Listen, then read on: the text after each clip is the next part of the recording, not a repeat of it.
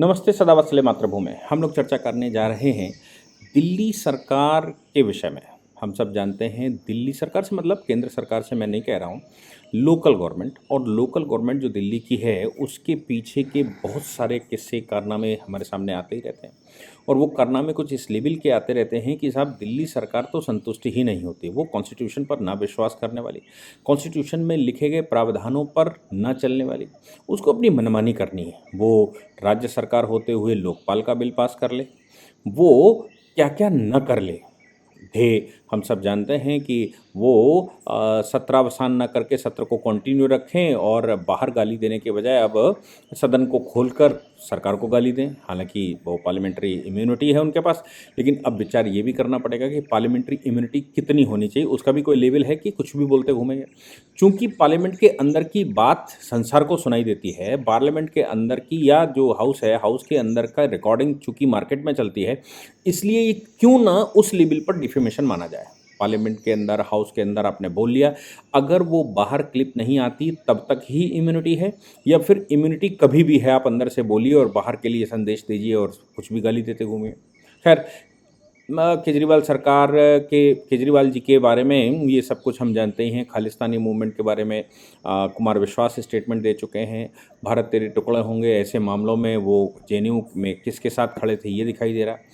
CAA के देश में आतंक के दौरान, सीएए के पास हुआ था तब आतंक के दौरान वो किसके साथ खड़े थे, कि कौन सी बस में वो पेट्रोल डाल रहे थे और क्या रिकॉर्डिंग कर रहे थे, वो भी सामने है। मतलब वो रिकॉर्डिंग, पेट्रोल वाली रिकॉर्डिंग को कैसे उन्होंने ट्वीट किया था और क्या किया था। सीए के दौरान किस प्रकार से अंकित शर्मा की हत्या की गई और उस हत्या में उनका सभासद कैसे शामिल था। वक्फ बोर्ड का मामला हमने सबने देखा है। हिंदू मरे तो क्या कॉम्पनसेशन और मुस्लिम मरे तो क्या कॉम्पनसेशन, ये भी हमने देखा है। मस्जिदों के मामले में अलग रवैया और मंदिरों के मामले में अलग रवैया उनका, ये भी हमने सबने देखा है। केंद्र के साथ लगातार कन्फ्लिक्ट करना, अधिकारियों को अपने पैर की जूती मारना, चीफ सेक्रेटरी को घर पर बुलाकर मारना, और ये सब कुछ हमने देखा है। एमसीडी जब तक उनके पास नहीं थी तब तक आरोप सब एमसीडी पर लगाए जाते थे, अब एमसीडी उनके पास हो गई तो फिर आरोप अब सीधे केंद्र सरकार के ऊपर लगाए जा रहे हैं। यानी कि सरकार की मंशा, यानी कि जो मुखिया है उसकी मंशा सब सामने दिखाई पड़ रही है। घोटालों का मामला हो या फिर ट्रांसफ़र पोस्टिंग का मामला हो, ट्रांसफ़र पोस्टिंग का अधिकार मिलते ही किस प्रकार से विजिलेंस के ऑफिस में फाइलें रात के अंधेरे में 2 बजे इधर से उधर की गई, वो भी हमने सबने देखा। कुल मिलाकर दिल्ली में जो सरकार बैठी है वो काम कम कन्फ्लिक्ट ज़्यादा करती है, वो काम कम आरोप ज़्यादा लगाती है। अपनी नाकामियों का आरोप किसी दूसरे पर लगाना उसको बखूबी आता है, इसके वो स्पेशलिस्ट हैं। अब सुप्रीम कोर्ट पर आरोप लगाना बाकी रह गया है, केवल बाकी ऐसा कोई नहीं बचा जिस पर उन्होंने आरोप नहीं लगाया, और आरोप लगाने के बाद वो माफिया मांगने में भी नंबर 1 है। कुल मिलाकर संविधान में जो लिखा हुआ है उसको ना मानना। आपको याद होगा कि जिस समय केजरीवाल की सरकार बनी थी उस समय प्रणब मुखर्जी साहब भारत के राष्ट्रपति हुआ करते थे। प्रणब दा के पास वो मिलने गए तो प्रणब दा ने उनको कॉन्स्टिट्यूशन का एक बैरेक्ट कॉन्स्टिट्यूशन की किताब भेंट करी थी। और मुझे लगता है कि प्रणब दा को ये बात समझ में आ गई होगी कि कॉन्स्टिट्यूशन की किताब अगर इनको भेंट ना करेगी और कॉन्स्टिट्यूशन इन्होंने न पढ़ा तो कॉन्स्टिट्यूशन की धज्जियाँ कैसे उड़ानी हैं, बिना कॉन्स्टिट्यूशन पढ़े ये कैसे उधम मचाएंगे, ये उनके दिमाग में आ गया। हाँ, ये भी संभव है कि जो एडमिनिस्ट्रेटिव मशीनरी रहती है या जो एग्जीक्यूटिव मशीनरी रहती है, मैं मशीनरी की बात कर रहा हूँ, जो मशीनरी रहती है वो चूंकि उसके अभिन्न अंग रहे, उसमें वो काम करते रहे, तो उनको लगा होगा कि मशीनरी के पास ही फुल पावर होती है। सरकार भी अगर उनकी बन जाए और मशीनरी को वो जानते ही हैं तो दोनों का इस्तेमाल करते हुए जितना मिसयूज़ कर सकते हैं वैसे कैसे किया जाए। हालांकि मशीनरी तो किसी के साथ नहीं होती, मशीनरी तो मशीनरी होती है, वो चलाने वाले के ऊपर डिपेंड करती है, और मशीनरी अगर बिगड़ जाए तो चलाने वाले को भी वो घोड़े से गिराकर घोड़ा स्वयं उसको कूद डालता है। ऐसा ही कुछ दिल्ली में दिखाई दे रहा है। वो चीफ सेक्रेटरी को मारते हैं, वो सेक्रेटरियों के मामले में उनको कर्मचारी मानते हैं, मतलब उनको अपने पैर की जूती मानते हैं। वो कर्मचारियों को लगातार अपने दरबार पर दरबारी मानकर चलने वाले लोग हैं। अब ऐसी परिस्थिति में उनके आधे से ज़्यादा मंत्री जेल में हैं, इसमें भी कोई शक नहीं। शराब घोटाले में वो अपने आप को पाक साफ समझ रहे थे कि वो साइनिंग अथॉरिटी है नहीं तो बच जाएंगे, लेकिन वो सुप्रीम कोर्ट में ऑनरेबल जस्टिस संजीव खन्ना की अदालत में मामला चला था। उस समय वो बात भी सामने आ गई कि नहीं साहब, अगर आम आदमी पार्टी ने पैसा खर्च किया है और पंजाब के चुनाव में वो पैसा खर्च हुआ है तो आम आदमी पार्टी को पार्टी क्यों नहीं बनाते। आम आदमी पार्टी को पार्टी बनाने के तुरंत बाद ही ईडी ने केजरीवाल को सम्मन कर लिए और केजरीवाल से वार्ता करनी शुरू कर दी। हालांकि केजरीवाल कभी उपस्थित नहीं हुए, क्योंकि उनका कहना ये था, उन्होंने जो ईडी को लिखा उसमें उन्होंने लिखा कि वो चूंकि आम आदमी पार्टी के नेशनल कन्वीनर हैं, नेशनल कन्वीनर होने के नाते वो 5 राज्यों के चुनाव में महती भूमिका में है, इसलिए प्रचार का वो अकेले माध्यम है। सारे मंत्री तो उनके जेल में ऑलरेडी हैं ही हैं, लेकिन और बाकी पार्टी के बड़े नेताओं को उन्होंने लात मार कर बाहर ही कर दिया है, तो फिर वो अकेले बचे। तो फिर उनका कहना था कि भाई मैं ही प्रचारक हूँ, इसलिए मैं अभी आपके सामने उपस्थित नहीं हो सकता। अब तो 5 राज्यों के चुनाव भी खत्म हो रहे हैं, तो अब क्या होगा ये आगे पता लगेगा। हालांकि उन्होंने अपनी भूमिका निभानी शुरू कर दी, बनानी शुरू कर दी है, और वो एक रेफरेंडम टाइप का जो करवाते हैं फर्जी टाइप, उसको करवाना शुरू कर दिया है कि साहब हम लोगों से पूछेंगे मुख्यमंत्री अंदर से रहना चाहिए, बाहर से रहना चाहिए, अंदर बैठकर करना चाहिए, बाहर बैठ। हालांकि वो रेफरेंडम के जो डेटा है वो कभी पब्लिश नहीं करते, सिर्फ परिणाम बताते हैं, और परिणाम वो अपने हिसाब से सेट कर लेते हैं और उसमें बता देते हैं कि साहब अब इसमें तो हम क्या करेंगे। मतलब हम क्या करेंगे, ऐसा मतलब ये है कि हम मतलब वो बता देंगे कि नहीं साहब अब तो सुनीता केजरीवाल को लोग चाह रहे हैं और सुनीता केजरीवाल के लिए कह दिया गया है तो उनको बिठा देंगे, नहीं तो दिल्ली की सरकार हम तो जेल के अंदर से ही चलाएंगे। ऐसा कुछ बाद में उनका फार्मूला निकलने वाला है, जिसका कोई डेटा, कोई रिकॉर्ड पब्लिश होने वाला नहीं है, और वो परिणाम बताने में विश्वास करते हैं। खैर, लेकिन दिल्ली कॉन्स्टिट्यूशन से चलेगी। दिल्ली सरकार की खास बात है, हम ऑलरेडी बहुत बार इस बात का केस हो चुका है कि 3 विषय केंद्र सरकार के पास हैं दिल्ली में। दिल्ली तो अर्धशासित अर्ध राज्य है, या फिर मैं कहूँ केंद्र शासित राज्य है, जिसमें एक सरकार केवल लोकल एडमिनिस्ट्रेशन के लिए या लोकल सजेशंस के लिए रखी गई है, और दिल्ली जो है वो लेफ्टिनेंट गवर्नर के द्वारा चलाई जाती है, जो कि राष्ट्रपति का प्रतिनिधि होता है। चलाई तो राष्ट्रपति के द्वारा सीधी जानी चाहिए, लेकिन राष्ट्रपति चूंकि पूरे देश का राष्ट्रपति होता है, बहुत सारे विषय उसके पास होते हैं, इसलिए राष्ट्रपति अपने विषयों को चलाने के लिए वहाँ एक लेफ्टिनेंट गवर्नर अपनी वो बैठाता है, जो कि उसका प्रतिनिधि होता है। लेफ्टिनेंट गवर्नर उसको चलाता है। लेफ्टिनेंट गवर्नर को सजेशन देने के लिए केंद्र सरकार के पास काउंसिल ऑफ मिनिस्टर है, क्योंकि जैसे प्रेसिडेंट को सजेशन दिया जाएगा, प्रेसिडेंट को सजेशन देने की बजाय वो एलजी को सजेशन देती है। अब एलजी उस सजेशन को, या एलजी के मन में जो भी आता है, व्यवस्था ऐसी है, हम लोग और सुप्रीम कोर्ट ने इस बात को कहा है कि व्यवस्था ऐसी है कि एलजी के मन में कोई बात आती है तो फिर वो केंद्र से पूछेगा। खास तौर से जब पब्लिक पॉलिसी, पब्लिक ऑर्डर की बात आती है, जब लैंड की बात आती है, जब पुलिस की या एडमिनिस्ट्रेशन की बात आती है, तो ऐसी बात में एलजी के पास फुल अधिकार है, क्योंकि वो केंद्र के विषय हैं। इसलिए जब रूल्स बने थे 1993 में, 1992 में एनजीटी एक्ट पास वो एनसीटी एक्ट पास हुआ, और उसके बाद उसके रूल्स बने। रूल्स में सुप्रीम कोर्ट ने भी कहा कि रूल्स में ये लिखा हुआ है कि चीफ सेक्रेटरी, लैंड सेक्रेटरी यानी कि ज़मीन का जो सेक्रेटरी है वो, या पुलिस कमिश्नर, और साथ में जो तीसरा विषय उनके पास है यानी कि लोकल एडमिनिस्ट्रेशन मतलब गृह सचिव। ये 3 विषय, ये 4 चीज़ें एलजी नाम अपने आप से सेलेक्ट करेगा, उनको प्रपोज करेगा, केंद्र से उसका अपॉइंटमेंट होगा या केंद्र की अनुमति से ही उसका वारंट जारी होगा। इस मामले में एनसीटी दिल्ली को कोई अधिकार नहीं होगा। अब गवर्नमेंट ऑफ एनसीटी दिल्ली अब ये कहे कि नहीं साहब ये तो मेरे पास होने चाहिए, तो ये कन्फ्लिक्ट है। सुप्रीम कोर्ट में इस बात को लेकर केजरीवाल सरकार चली गई, और केजरीवाल सरकार ने सुप्रीम कोर्ट में ये कन्विंस करने की कोशिश की कि साहब हमारी अनुमति के बगैर चीफ सेक्रेटरी का अपॉइंटमेंट कैसे होना चाहिए। हालांकि सुप्रीम कोर्ट ने उस समय केंद्र सरकार को सजेशन दिए, और उन सजेशनों में केंद्र सरकार से उन्होंने कहा कि एक पैनल बना कर दे दीजिए। एलजी के पास केजरीवाल जाएंगे नहीं, क्योंकि उनका एटीट्यूड बहुत बड़ा है, ये तो हम सब जानते ही हैं। अब वो जाएंगे नहीं, सुप्रीम कोर्ट को लगा वो जाएंगे नहीं और वो आएंगे नहीं, और एलजी को जाना नहीं चाहिए क्योंकि वो कॉन्स्टिट्यूशनल पोस्ट पर है। तो फिर ऐसी परिस्थिति में डिसीजन कैसे होगा। तो उन्होंने कहा कि भाई केंद्र सरकार और एलजी मिलकर, मतलब होम मिनिस्ट्री और एलजी मिलकर कोई नाम पैनल प्रपोज कर दे, और वो पैनल केजरीवाल के पास भेज दे, केजरीवाल उन पैनल में से चुन ले। हालांकि केंद्र सरकार ने इस बात का विरोध कर दिया, और मिनिस्ट्री ऑफ होम अफेयर्स ने ये कहा कि नहीं साहब ये तो एक्सक्लूसिव मेरा डोमेन है, इसमें इनका कोई दखल होना ही नहीं चाहिए। अब इनका कोई दखल नहीं होना चाहिए तो फिर क्यों नाम प्रपोज कर दिया। एक बात और जो कॉन्स्टिट्यूशनल लेवल थी वो ये थी कि नरेश कुमार जो कि चीफ सेक्रेटरी हैं, उनका एक्सटेंशन ऑलरेडी हो चुका था। अब चूंकि उनका एक्सटेंशन ऑलरेडी हो चुका है और चीफ सेक्रेटरी का ही एक्सटेंशन किया जा सकता है, बाकी सेक्रेटरियों का एक्सटेंशन नहीं होता। चूंकि चीफ सेक्रेटरी का एक्सटेंशन हो सकता है और एक्सटेंशन केंद्र सरकार ऑलरेडी ऑर्डर कर चुकी है, दिल्ली की पिटीशन आने से पहले ऑर्डर कर चुकी थी, तो ऐसी परिस्थिति में सवाल ये पैदा होता है कि फिर इनका एक्सटेंशन फिर इनका क्या करोगे, इनको कहाँ एडजस्ट करोगे?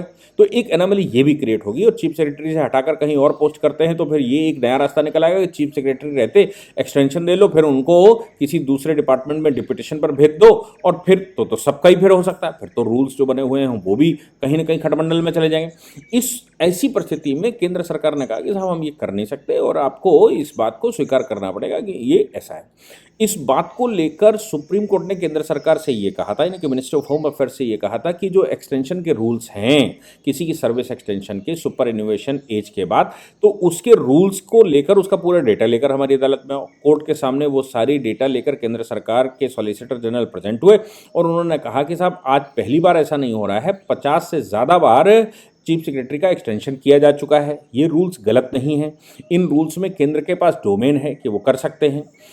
अभिषेक मनु सिंघवी साहब का कहना इस मामले में यह था कि साहब जिस पर जीरो फेथ हो, जिस पर जीरो फेथ का मतलब है जिस पर फेथ बिल्कुल ना हो, उस चीफ सेक्रेटरी को दिल्ली में रिपीट करने का मतलब क्या आता है? इस पर केंद्र सरकार का कहना यह था कि साहब जो मेन विषय हैं वो तो केंद्र के पास है, होम मिनिस्ट्री के पास है, इसलिए चूंकि वो केंद्र के सब्जेक्ट्स का निर्वहन करते हैं चीफ सेक्रेटरी, इसलिए चीफ सेक्रेटरी को राज्य सरकार के कॉन्फिडेंस की वजह से बदला जाए ना बदला जाए, ये तो रूल ऑफ प्रोसीजर नहीं है।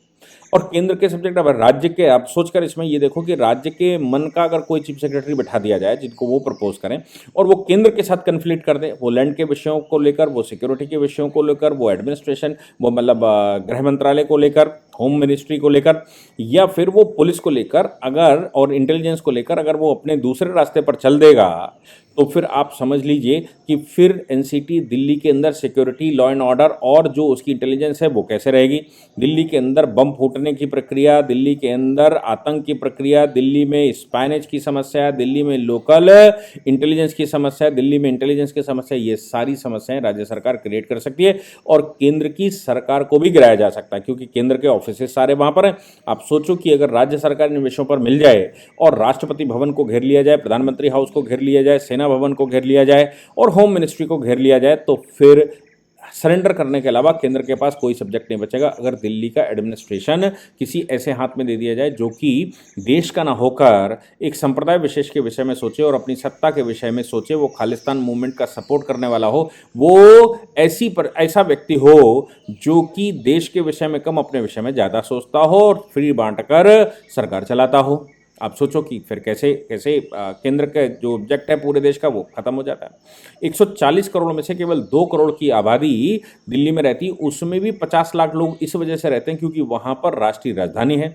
बचे 1.5 करोड़ लोग, 1.5 करोड़ लोग भी वहाँ पर इसलिए हैं क्योंकि वहाँ पर दिल्ली में उनके ऑफिस हैं, कॉरपोरेट ऑफिस देश के हैं। तो फिर समस्या ये आती है कि दिल्ली के अगर ये केंद्र सरकार वहाँ से हटा दी जाए, इनकम टैक्स के ऑफिस और केंद्र के ऑफिस हटा दिए जाएं, तो फिर आप सोचिए कि दिल्ली में 1 करोड़ से कम की आबादी रह जाएगी जिसमें 30 लाख, 35 लाख, 40 लाख वोटर होंगे और 40 लाख वोटर्स केवल पूरे देश के 140 करोड़ का डिसीजन लेने लगे और अगर कोई गलत आदमी बैठ जाए तो वो केंद्र की सरकार को, 140 करोड़ की सरकार को चैलेंज करने लगे। ये बहुत बड़ा विषय हो जाएगा। सुप्रीम कोर्ट ने इस विषय को समझते हुए या सुप्रीम कोर्ट ने इस विषय को संज्ञान में लेते हुए उन्होंने कहा कि ये देखिए, स्प्लिटिंग मत करिए कि राज्य के विषय सारे चीफ सेक्रेटरी करता है, आप स्प्लिटिंग नहीं कर सकते, इस मामले में आपको कोऑपरेट करना पड़ेगा, इस मामले में आपको देखना पड़ेगा। दूसरी बात यह है कि अपॉइंटमेंट का जो राइट है वो केंद्र के पास पूरा है। बाकी एनसीटी दिल्ली एक्ट में जो संशोधन कर दिया गया है वो संशोधन कॉन्स्टिट्यूशनल बेंच के सामने पेंडिंग है, वो डिसाइड करेंगे, लेकिन अभी तत्काल जब तक कॉन्स्टिट्यूशनल बेंच उसको डिसाइड नहीं करती तब तक अगर हम बात करें तो फिर राज्य सरकार के पास ये राइट नहीं है, राज्य सरकार की इच्छा से चीफ सेक्रेटरी का अपॉइंटमेंट नहीं होगा। चीफ सेक्रेटरी से वो काम करवाना सीखना चाहिए उनको। चीफ सेक्रेटरी को के मामले में केंद्र का डोमेन बनता है। ऑनरेबल सुप्रीम कोर्ट ने कहा कि आप ये नहीं कह सकते कि चीफ सेक्रेटरी आपके मन का होना चाहिए क्योंकि आप पूर्ण राज्य नहीं है। पूर्ण राज्य में पैनल दिया जाता है, उसके पैनल में से एक चुना जाता है। ये चूंकि पूर्ण राज्य नहीं है इसलिए इस मामले में पूरा पूरा राइट होम मिनिस्ट्री और केंद्र सरकार को बनता है। और जहां होम मिनिस्ट्री और केंद्र सरकार को राइट बनता है, ऐसी परिस्थिति में दिल्ली ये क्लेम नहीं कर सकती कि नहीं वो उनको राइट होना चाहिए। मुझे लगता है कि सुप्रीम कोर्ट ने आज एकदम बिल्कुल क्लैरिटी के साथ उनको बता दिया है कि देखिए साहब, दिल्ली जो है वो केंद्र शासित प्रदेश है, दिल्ली में राइट केंद्र के पास रहते हैं, आप केवल सजेस्टिंग अथॉरिटी हैं, आपके सजेशन ना माने जाए तो इसका मतलब ये बिल्कुल नहीं निकालना चाहिए कि वो हो जाएगा, वो कर देगा। लेकिन केजरीवाल की एक और खास बात की मैं प्रशंसा करूंगा कि उन्होंने ये सिद्ध करने में कोई कसर नहीं छोड़ी कि केंद्र सरकार उनके लिए विलेन है, केंद्र सरकार उनको काम नहीं करने दे रही है और वो केंद्र सरकार के साथ कन्फ्लिक्ट केंद्र खड़ा कर रहा है। आप सोचो कि शीला दीक्षित सरकार चला गई, साहिब सिंह वर्मा सरकार चला गए और इसके अतिरिक्त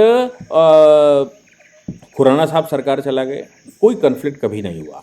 जबकि सरकार दूसरी पार्टी की होती थी, केंद्र में दूसरी पार्टी की सरकार होती थी। वो सब जानते थे कि दिल्ली का कॉन्स्टिट्यूशन जो कहता है हमें उसके अनुरूप ही काम करवाना आना चाहिए, उसके अनुरूप ही काम करवाना है। लेकिन केजरीवाल को चूंकि काम नहीं करना है, चूंकि काम करने की प्रवृत्ति नहीं है, इसलिए हर बात में कन्फ्लिक्ट ये पैदा करना है कि वो केंद्र की वजह से नहीं हो रहा। कभी अफवाह उड़ा दी जाती है कि जल बोर्ड का पैसा नहीं दिया जा रहा, कभी अफवाह उड़ा दी जाती है कि वो पैसा आगे से नहीं आ रहा, उनको नहीं मिल रहा, इनको नहीं मिल रहा, ऐसा नहीं हो रहा, वैसा नहीं हो रहा।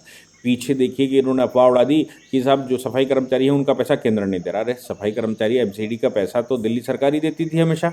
अब दिल्ली सरकार आपको पहले भी सुप्रीम कोर्ट आपको लताड़ लगा चुका है, हाई कोर्ट आपको डायरेक्शन दे चुका है कि इनके पैसे निकालो, और अब आपका कहना ये शुरू हो गया कि नहीं साहब उनकी सैलरी इसलिए नहीं दे पा रहे क्योंकि केंद्र है। लगातार आप कह रहे हो कि हमारे पास फंड की कमी है, आप फ्री में बांटने के लिए आगे हैं, लेकिन फंड की कमी है वो कर्ज लेकर आप बांटेंगे क्योंकि आपको सरकार चलानी है और आपको देश को धंधा बतानी है। आप सोच कर देखिए कि किस मानसिकता से क्या होता है। डॉक्टर अम्बेडकर बिल्कुल ठीक कहा करते थे कि कॉन्स्टिट्यूशन के बनाने से, संविधान के बनने से, कानून के बनने से सब कुछ नहीं हो जाता।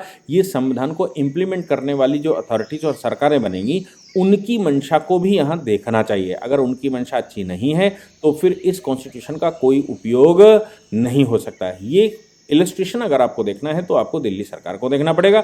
दिल्ली सरकार सारे संविधानों के प्रावधानों को धत्ता बताते हुए, कॉन्स्टिट्यूशन में जो लिखा है उसको धत्ता बताते हुए वो लगातार ये चैलेंज करती है कि नहीं सारे अधिकार उसके पास होने चाहिए, और वो एक एक्सक्लूसिव पावर लेकर वहाँ इंद्रनगरी, इंद्रप्रस्थ में बैठे हुए हैं। वो राजधानी तो केंद्र की है, लेकिन वो ये मान के चलते हैं इस राजधानी के मालिक वो हैं। इसीलिए उन्होंने हाउस के अंदर कहा था ये एलजी कौन होता है, मैं मालिक हूँ इसका। जो व्यक्ति देश के किसी हिस्से पर जनता के सहयोग से, जनता के लाड़ प्यार की वजह से सरकार में बैठा हो और वो ये कहे कि मैं इसका मालिक हूँ, तो आप सोच सकते हैं कि उसको मालिक और नौकरों का फीलिंग आ जाए तो बाकी दुनिया को वो नौकर समझता है और ख़ुद को मालिक समझे। जैसे ही वो मालिक समझेगा तो महाराजा नुहुस के प्रकार उसका हश्र होगा। और महाराजा नुहुस का जो हश्र हुआ था कि सर्प योनि में जन्म लेने के बाद जब युधिष्ठिर ने उनके प्रश्नों का जवाब दिया तब ही वो पुनः मानव रूप में आ पाए थे, अन्यथा वो सर्प योनि में चले गए थे। तो हमारे यहाँ बहुत बड़े बड़े इलस्ट्रेशन पहले से हैं